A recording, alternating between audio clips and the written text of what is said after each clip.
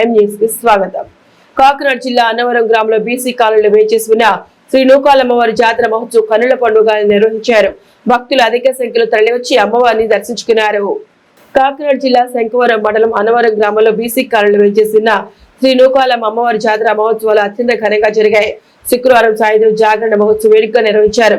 గరగ నృత్యాలు, బ్యాండ్ మేళాల మధ్య భక్తుల కోలాహలం నడుమ బాణసంచా కాల్చారు. ఈ రోజు తెల్లవారుజాము నుంచి అమ్మవారికి విశేష పూజలు నిర్వహించి భక్తులకు దర్శనం కల్పించారు. అధిక సంఖ్యలో భక్తులు నూకాలమ్మ వారిని దర్శించుకున్నారు.